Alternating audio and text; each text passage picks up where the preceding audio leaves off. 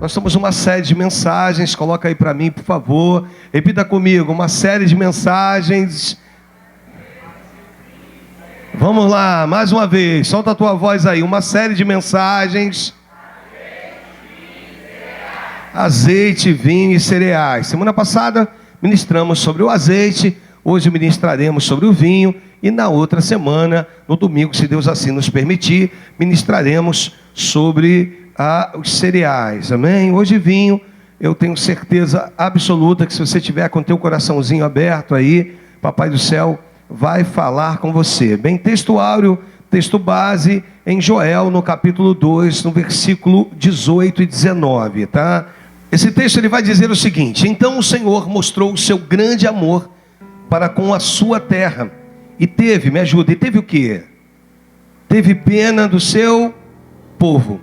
E respondeu: agora vou lhe dar cereais, vinho e azeite. Assim vocês comerão e ficarão satisfeitos, e nunca mais deixareis que os outros povos caçoem de vocês. Então o Senhor teve pena do povo, e o Senhor disse que daria cereais, vinho e azeite. Ministramos a semana passada sobre o azeite, essa mensagem está lá no YouTube. Vamos fechar os nossos olhos. Senhor nosso Deus e nosso Pai, Senhor, fala conosco. Toma minha vida nas tuas mãos, toma cada coração, cada vida aqui, meu Pai, nas tuas mãos. Toma o pastor Célio com a sua igreja, Deus, aqui nos visitando nas tuas mãos, Deus, os sonhos, desejos, projetos dos teus servos, meu Pai, é o que eu te peço no nome do Senhor Jesus. E aqueles que creem que possam dizer amém e amém. Vira para a pessoa do teu lado, diga para ela assim, que você possa ouvir Deus falar com você. Quero falar sobre vinho. E é certo que para falar sobre vinho, o Evangelho de Lucas, no capítulo 5, a partir do versículo 36, mas no 37 em específico, diz que ninguém põe vinho novo em odres velhos. Se alguém fizer isso, os odres arrebentarão. O vinho se perde e os odres ficam estragados. Vinho novo só pode ser posto em odres novos. Você sabe que na vida cristã é uma vida de caminhada. E o vinho é sinônimo de alegria. Jesus nas bodas de Canaã na Galileia, ele mostra que ele é o Deus que oferece o melhor vinho no final da festa. Quando eles acharam que a festa havia acabado, Jesus vai lá e transforma aquela água em vinho, mostrando que a alegria não ia findar, que ele daria sequência àquela alegria. E o odre, ele era confeccionado à mão, feito de tecido de animais, de boi. E o odre, antes de entrar o vinho, ele tinha que ser muito bem lavado e muito bem testado, ou seja, porque o vinho não podia entrar ali e ser desperdiçado. E o odre por si só, ele era preparado, ele precisava sofrer um processo de elasticidade. O vinho novo, quando entrava no odre, durante a noite ele fermentava e fazia com que o odre crescesse o seu tamanho e fosse até o seu limite de crescimento.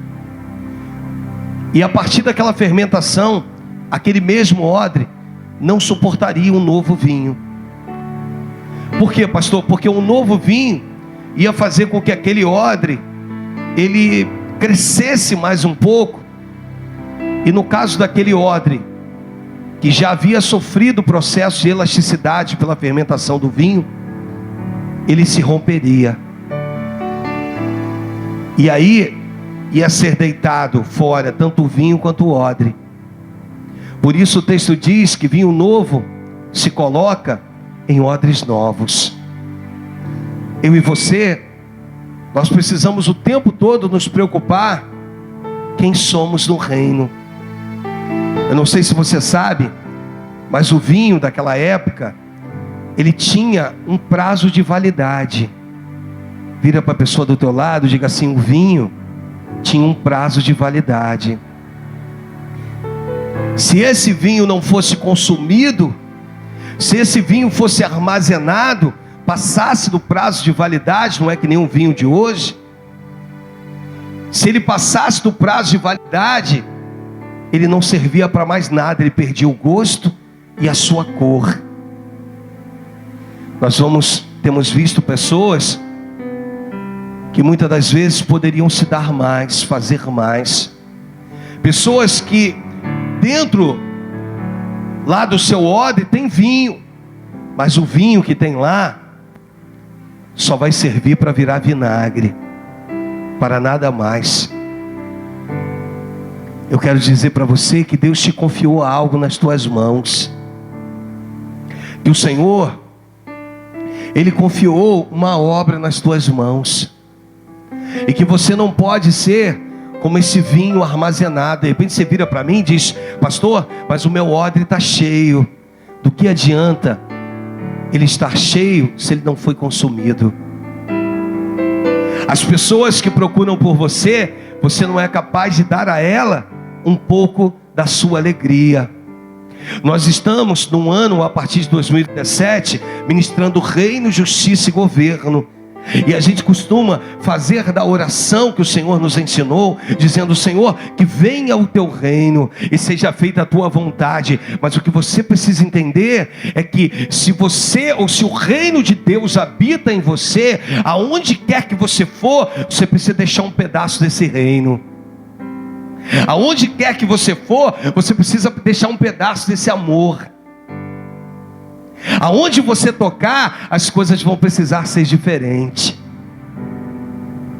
Então há uma necessidade de nós, muitas das vezes, eu já ministrei isso aqui, de nós quebrarmos esse odre, destruirmos esse odre e deitarmos esse vinho fora. Por quê? Porque Deus quer que você confeccione um novo odre para que você possa receber um novo vinho.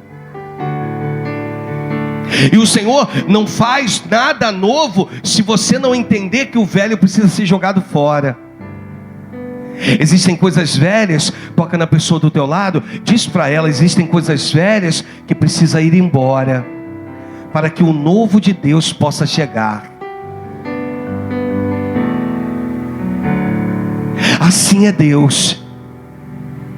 Ele fica esperando de mim, de você, uma atitude.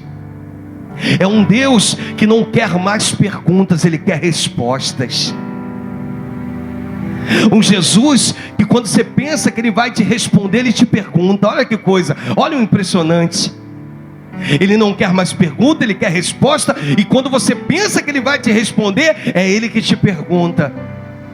Ele vira para aquele jovem e ele diz para o jovem vira para ele: Senhor, o que farei para herdar o reino? Bom mestre, o que eu vou fazer para herdar o reino? Aí o que Jesus faz? Pergunta para ele: por que me chamas de bom?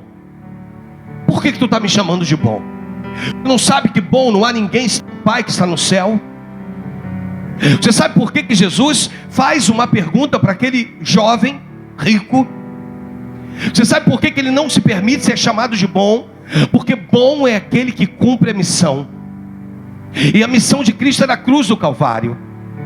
Ele não se permitiu ser chamado de bom sem antes cumprir a missão. Toca mais uma vez a pessoa do outro lado, diga assim: Deus tem uma missão específica contigo nessa terra, e você precisa cumprir essa missão.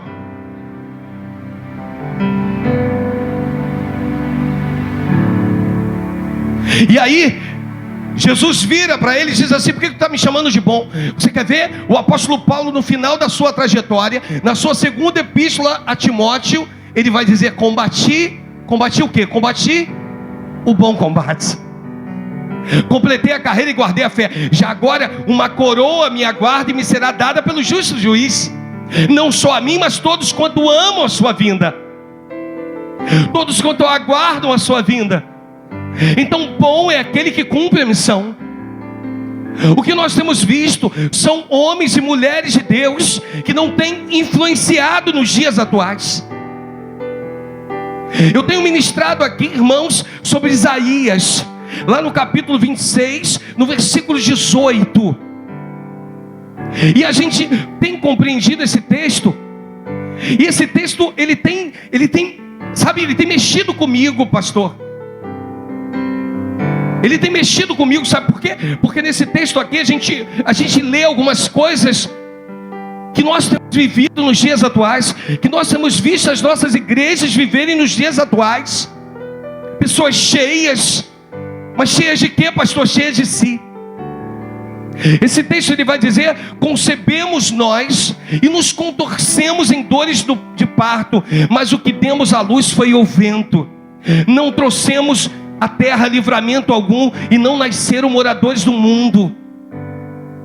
Esse texto, ele está nos mostrando que muitas pessoas têm sido gestantes espirituais, mas quando estão dando à luz ao vento. E aí você vê Salomão dizendo: tudo quanto os meus olhos desejaram eu tive empreendimentos. Ele vai dizer: eu tive pomares e pomares. Ele vai dizer: eu tive servos nascidos em casa. Ele, por último, ele vai dizer: eu tive mulheres e mulheres. Para no final ele virar e falar assim: mas tudo era vaidade, era como correr atrás do vento. Existem pessoas correndo atrás do vento. Por isso é que algumas coisas não têm mudado em nós. Por isso que quando ministramos o céu aberto, você não consegue contemplar, você não consegue viver, você não consegue tomar posse disso.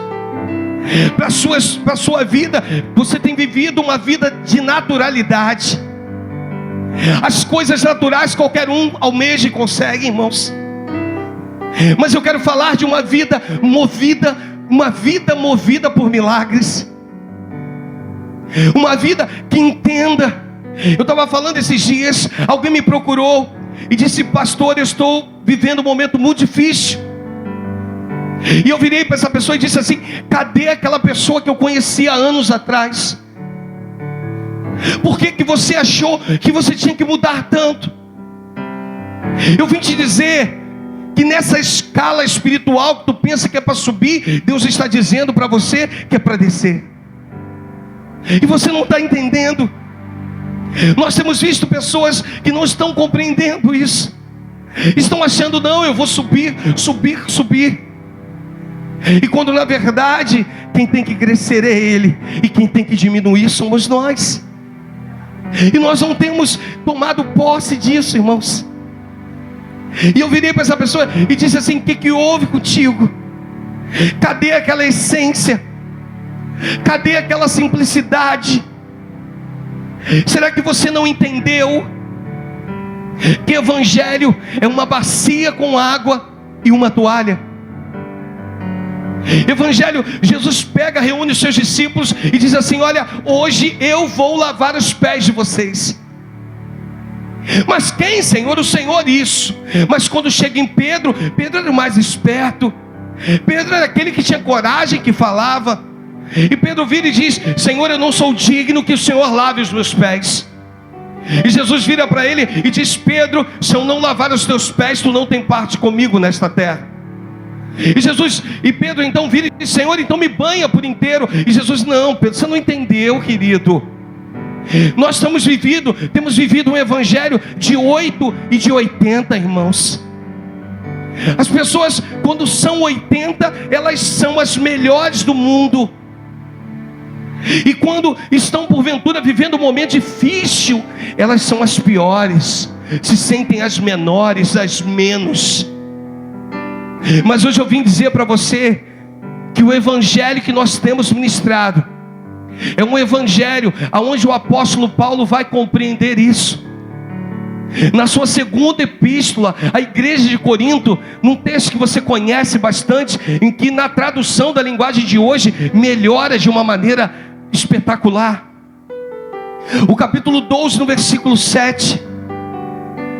E esse texto, no capítulo 12, 7, diz: para que eu não ficasse, escuta essa, pastor Célio, para que eu não ficasse orgulhoso demais por causa das coisas maravilhosas que eu vi. Aí o texto vai dizer que eu recebi uma doença dolorosa, que era como um espinho no meu corpo. Ela veio como um mensageiro de Satanás para me dar bofetadas e impedir que eu ficasse orgulhoso. Você sabe um Deus que trata contigo assim? Você sabe um Deus que no momento mais difícil da sua vida é aquele que te permite se sentir abandonado, para você saber que só Ele vai resolver o seu problema. Um Deus que às vezes você espera uma ligação do pastor, o pastor não te liga, parece que o mundo desaba, mas foi Deus que não permitiu que Ele te ligasse. Algumas pessoas às vezes viram para mim e dizem: pastor, o senhor mudou. Não, não foi eu que mudei, foi você que não quis me acompanhar. Porque Deus quer fazer coisas na sua vida. Deus quer dizer para você que o que você está vivendo é só a ponta do iceberg. Deus quer ministrar na sua vida que coisas maiores e melhores Ele quer fazer. E aí o apóstolo Paulo aqui, ele diz a respeito de um mensageiro de Satanás para lhe dar bofetadas.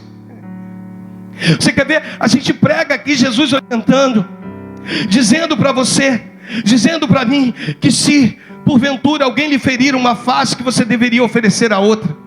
Aí, sabe o que entra? Entra o lado humano.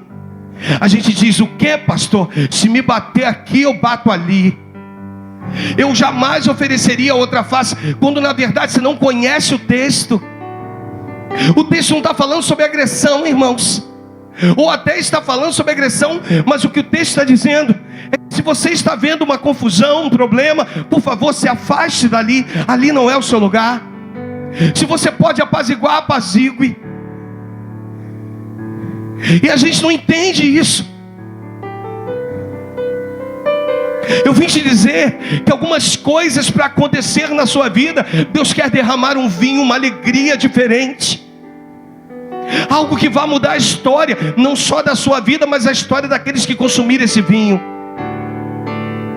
Chega de estarmos nesse mundo e não sermos transformadores deles, um agente de transformação.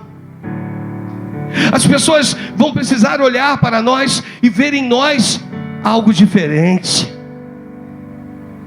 Chega de colocar nas pessoas ou nas dificuldades ou em alguma outra coisa que você não consegue, você consegue. Então eu estou falando que alguns sofrimentos vêm para poder me tratar e te tratar.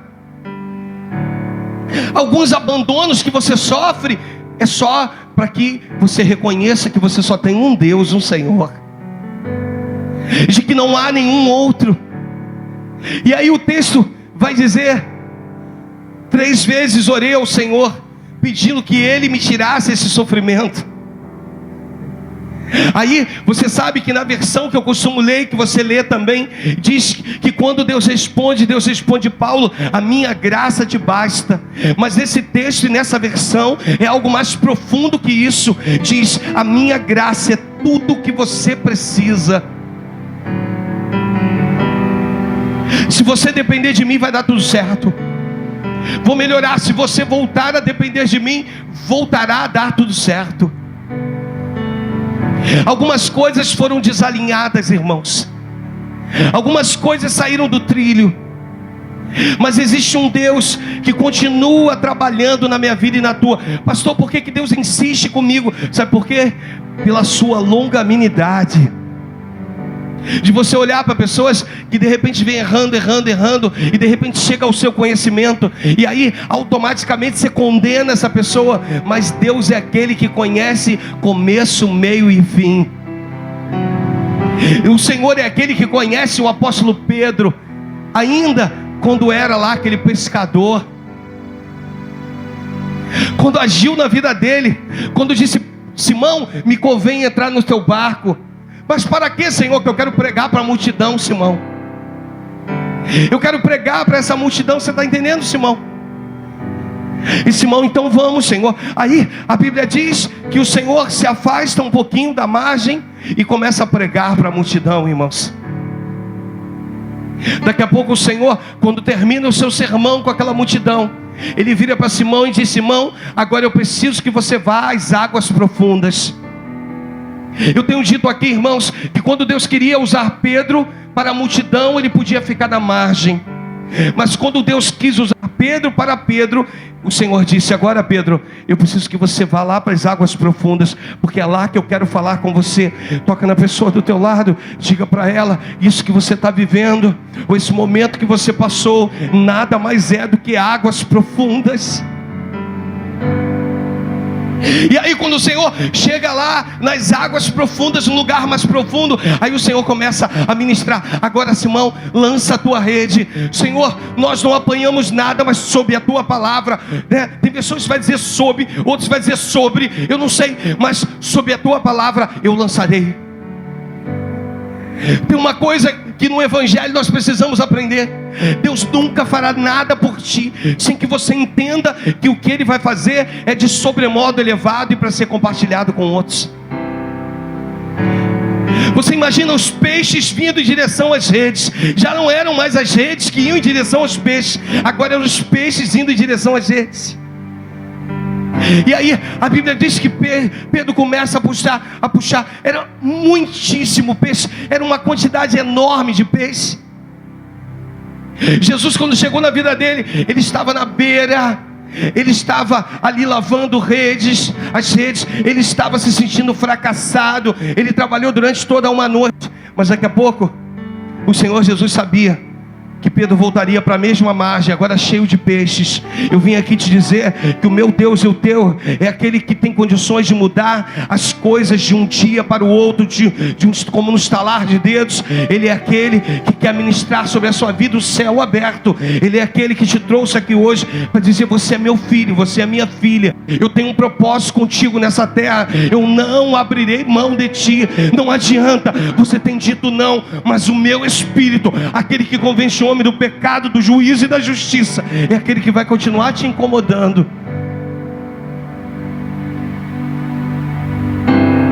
E aí quando o barco está indo a pique, aí o que Pedro faz? Pedro faz um sinal. Pedro faz um sinal. Qual era o objetivo desse sinal, irmãos? Era avisar os outros barcos: irmãos, aqui há muitos peixes, não só para mim, mas também para vocês. Aí o Senhor vira e diz: doravante, agora tu serás um pescador de homens. E nós vemos um Pedro ainda com muitas dificuldades. Nós vemos um Pedro sanguíneo, sem equilíbrio. Mas logo em seguida, o Senhor Jesus vira para ele, depois de ressurreto, e pergunta: Pedro, tu me amas? E Pedro diz: Senhor, eu te amo, então apacenta as minhas ovelhinhas. Mas Jesus percebe que Pedro não havia entendido. Sabe por que Jesus pergunta 3 vezes? Não é porque ele o negou 3 vezes, irmãos. É que Jesus precisa descer ao nível de Pedro, fazer ele entender. Hoje o Senhor quer descer no teu nível, irmãos. Você lembra daquele homem, o ajudante do sumo sacerdote Malco, que teve a sua orelha decepada por Pedro? Você acha que Pedro queria decepar a orelha de Malco? Se Pedro pudesse ter decepado a cabeça de Malco. Jesus desce ao nível de Malco, pega a sua orelha. Com certeza aquele homem estava reclinado, com certeza ele estava abaixado. Jesus desce no nível dele. Eu vim aqui te dizer que eu não sei quem tu és, mas o meu Deus sabe. E Ele é capaz de descer no teu nível e perguntar para você: tu me amas?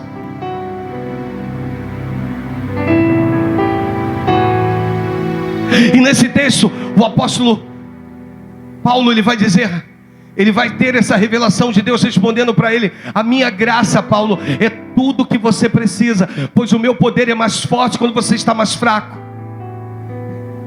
Eu tenho falado sobre isso aqui, irmãos, sobre essa leve e momentânea tribulação que alguns estão passando.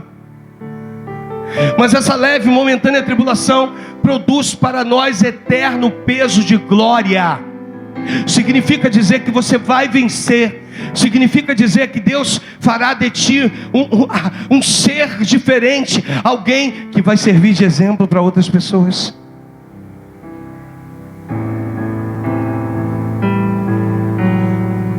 E no versículo de número 10, o texto diz: eu me alegro também nas fraquezas, nos insultos, nos sofrimentos, nas perseguições, as dificuldades pelas quais passo por amor, por causa de Cristo.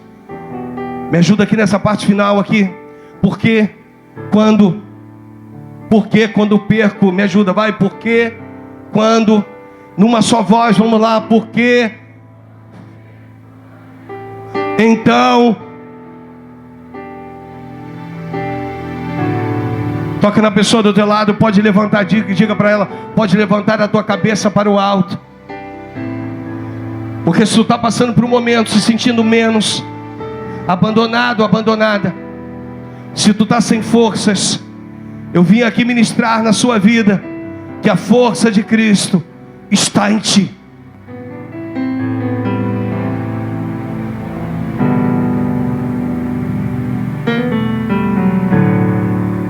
O Senhor quer poder fazer algo na sua vida, que as pessoas parem de caçoar de você. Você tem tido uma vida de opróbrio. O que é isso, pastor? Uma vida de vergonha, de insultos. Algumas pessoas que aqui estão, muitas outras já não acreditam mais em você. Mas existe um Deus existindo na tua vida. Você sabe aquele apóstolo Pedro, ou melhor, aquele discípulo que fez tantas besteiras, que depois ouviu o Senhor descendo ao seu nível.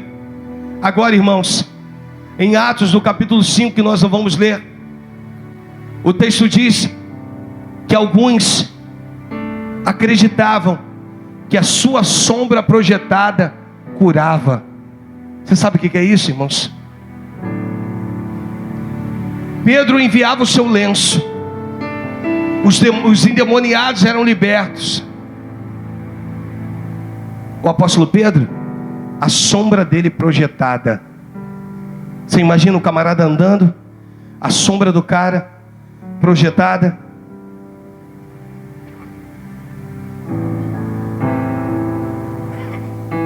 Para mim finalizar, no Evangelho de João, no capítulo 17, no versículo 13, na Nova Versão Internacional, na NVI, no capítulo 17, no versículo 13, ele vai procurar lá para a gente. O Senhor, vê na NVI para mim, por favor. NVI.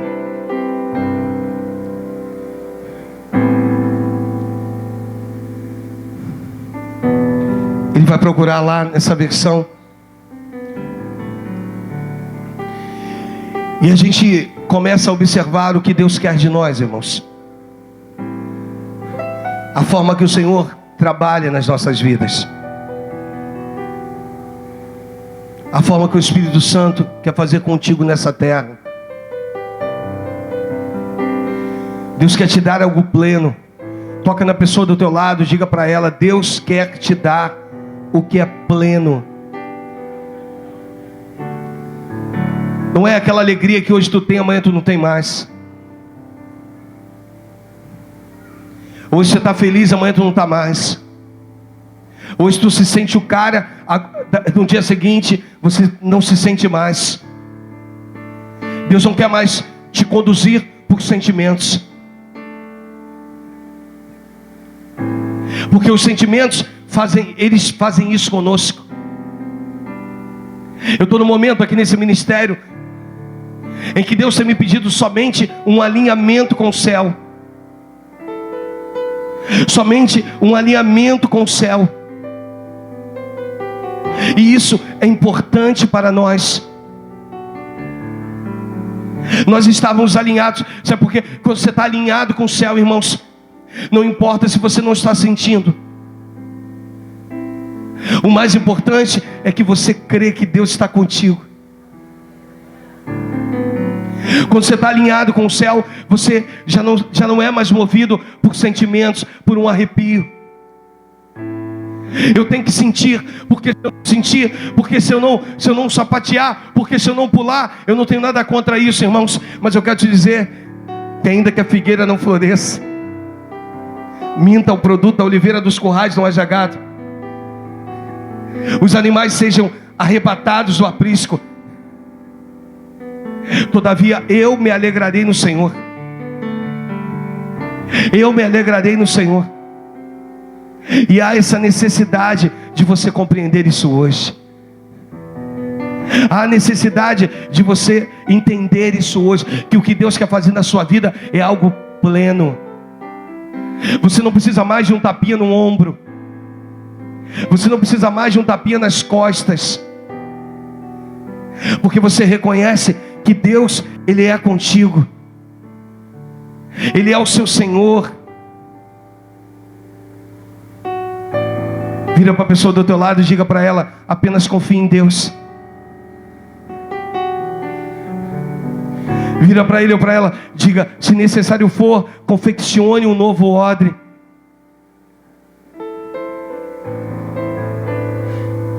Porque Deus quer derramar um vinho novo na sua vida. Você entendeu? Diga amém. Vem cá, reino, por favor.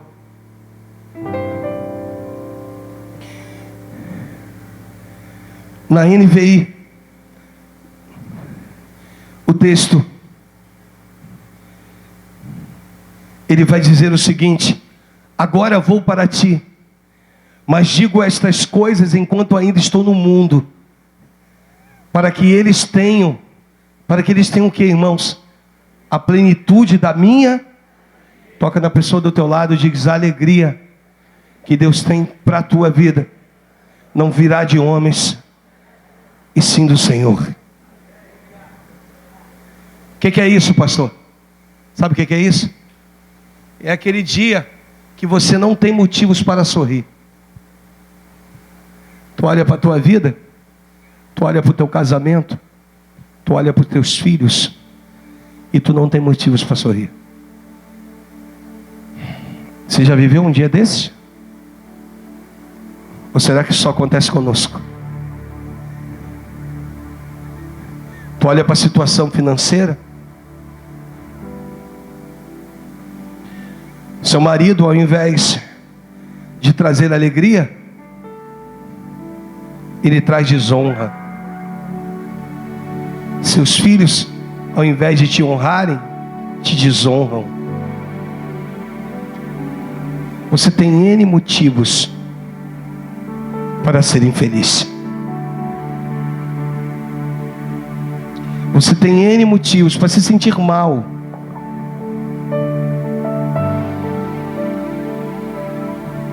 Só que existe um Deus que te faz dormir e levantar no dia seguinte diferente.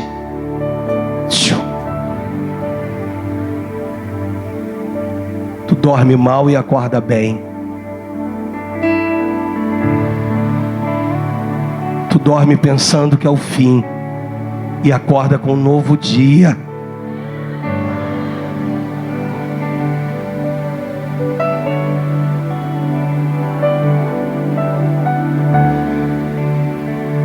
Jesus, ele vira para o Pai e diz: agora eu vou para ti, mas digo essas coisas enquanto ainda estou no mundo, para que eles tenham a plenitude da minha alegria.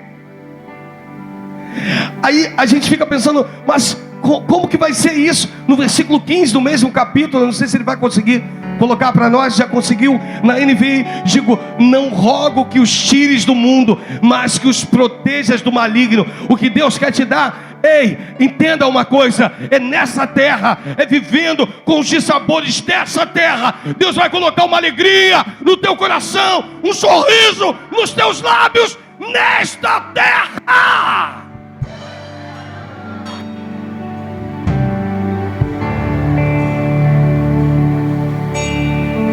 E outra coisa, se tu tem pedido a Deus para tirar a tua vida, eu vim aqui te dizer que Ele nem ouve a tua oração. Por quê, pastor? Por que ele não ouve a minha oração? Ele não ouve a tua oração porque ele sabe que dentro de pouco tempo você vai sorrir.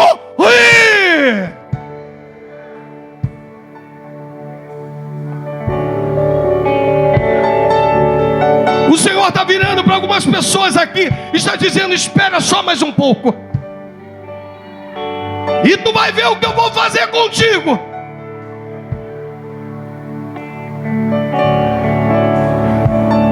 Eu podia virar para você e falar: olha, os teus inimigos vão vir, eles vão ser destruídos. Não, irmãos, a nossa guerra não é contra a carne ou sangue, e sim contra potestades e dominadores, espíritos malignos nas regiões celestes.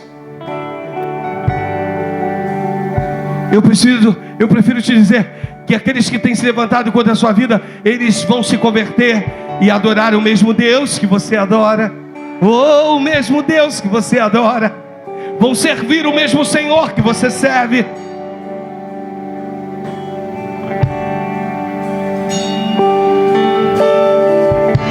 Mas a vergonha vai embora. Vira para a pessoa do teu lado e diz: Deus está encerrando um ciclo de vergonha na tua vida.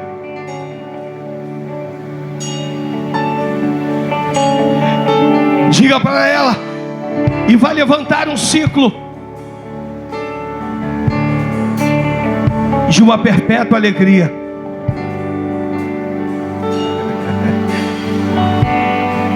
Alguns vão dizer que você está louco.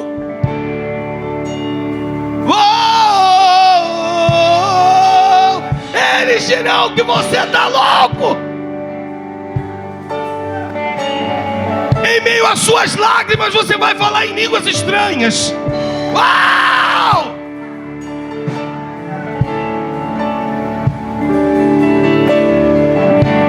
Eu lembro de minha mãe com câncer naquele hospital, no INCA. Eu, garoto novo aos 15 anos. O médico já havia aplicado morfina, e meia hora depois, aquilo que era para durar 3 horas só durou meia hora.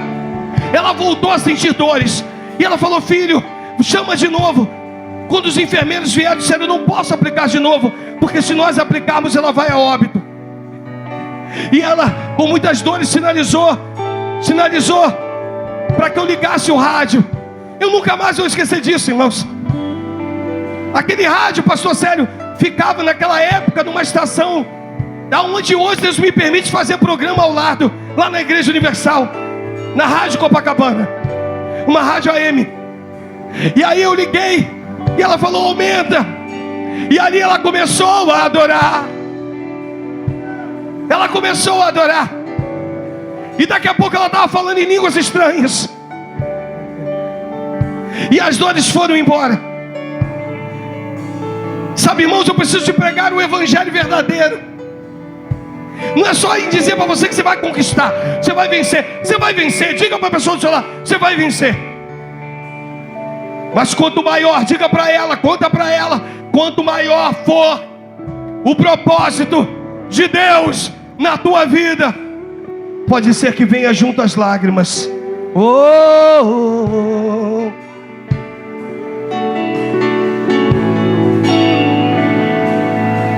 Mas Deus, Ele diz que não vai te abandonar. E Ele diz que não vai impedir dessas lágrimas descerem. Ele não vai impedir dessas lágrimas descerem. Por quê, pastor? Porque essas lágrimas é para o teu crescimento, para te fazer uma pessoa melhor, para quebrar o orgulho, para quebrar a prepotência, nos fazer pessoas melhores. Pessoas melhores. Se coloque de pé no seu lugar em nome de Jesus. Receba de Deus o vinho novo. Receba de Deus aí um vinho novo. Pode glorificar, pode abrir tua boca, pode dizer: santo. Que Ele cresça, que eu diminua, que Ele apareça, que eu me constranja com a sua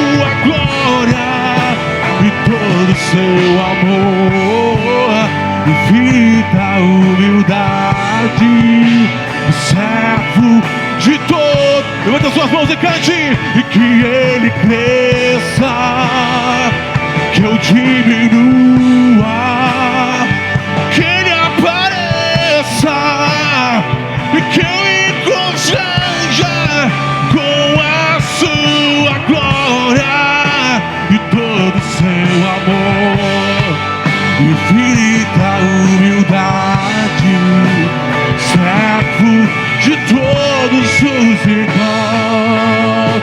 Oh, diga mais de ti, Senhor, cante.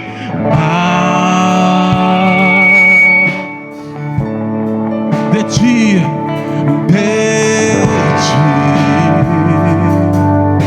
oh Senhor,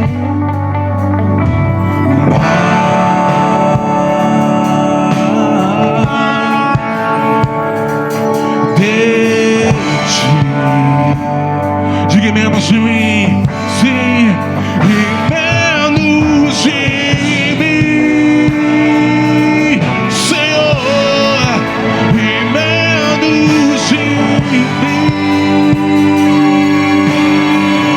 Diga, e menos de mim, e menos de mim. Levante as suas mãos diante do Senhor, diga que ele cresça, e que ele cresça, e que eu diminua, e que ele apareça, que eu encontre com a sua glória e todo o seu amor, infinita humildade, os servos de todos os irmãos, que ele cresça, que eu diminua, que ele apareça, que eu encontre com a sua glória e todo o seu amor, infinita humildade, servo de todos os irmãos.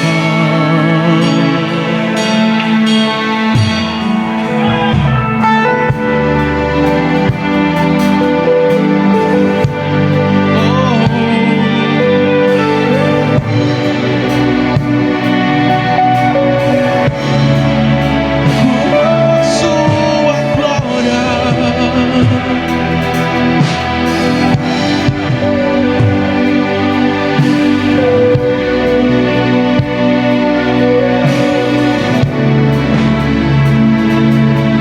O que Deus quer fazer conosco, irmãos, está muito mais além das nossas condições financeiras. Está muito mais além das roupas que nós vestimos. O que Deus quer fazer conosco é aqui dentro, ó. É aqui dentro. Uma coisa eu tenho dito a Deus: eu não posso dar a luz ao vento. Eu não posso gestar. Eu não posso esperar meses e na hora de dar a luz ao vento. Eu profetizo na tua vida reino, justiça e governo. Eu profetizo na tua vida o céu aberto. Eu profetizo na tua vida o céu aberto. Eu profetizo na tua vida o céu aberto. Pega isso aí no teu espírito. Pega isso aí no teu espírito. O que era para dar errado vai dar certo. Uau!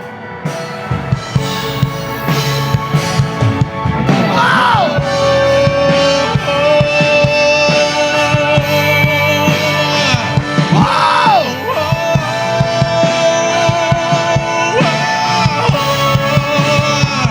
que ele cresça, Que eu diminua, que eu diminua, que ele apareça, que ele apareça, que eu encontre com a sua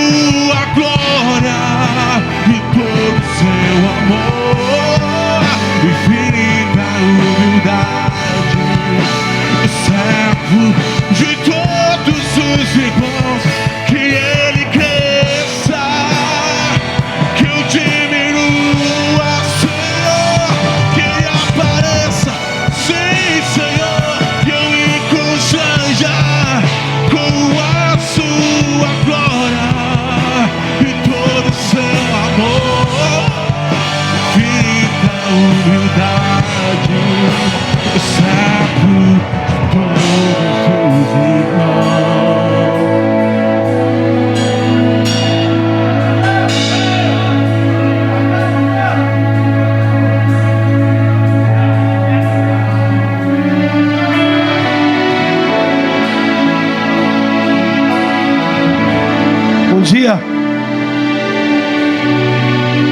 Um dia, dá mais um pouquinho aí, som. Um dia, pra gente finalizar, um dia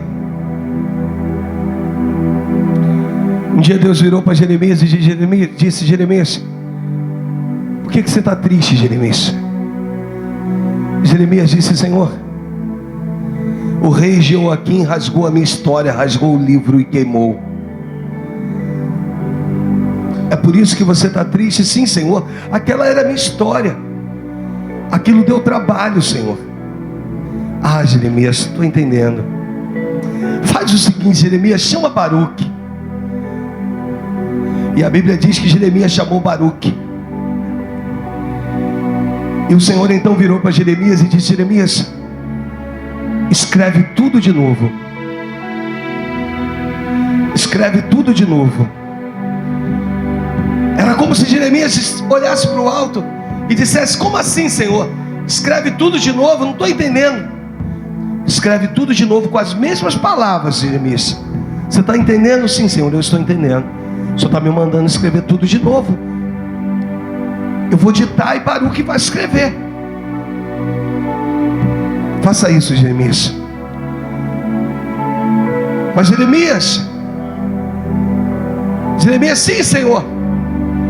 Jeremias, entenda uma coisa, em outras palavras, eu sou o Deus que muda o roteiro. Jeremias, eu vou te dar palavras novas. Em outras palavras, Deus estava virando para Jeremias e estava dizendo: Jeremias, eu vou te dar capítulos novos.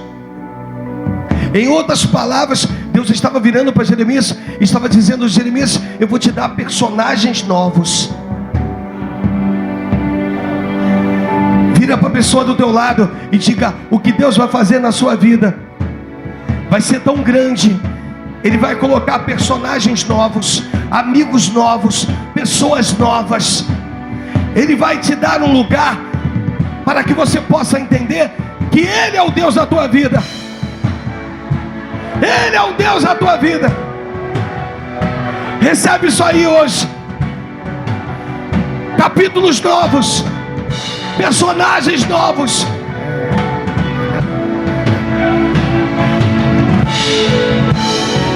Ele é o Senhor. Tu pode dizer: tu és o Senhor da minha vida. Você pode o chamar de santo. Santo, santo.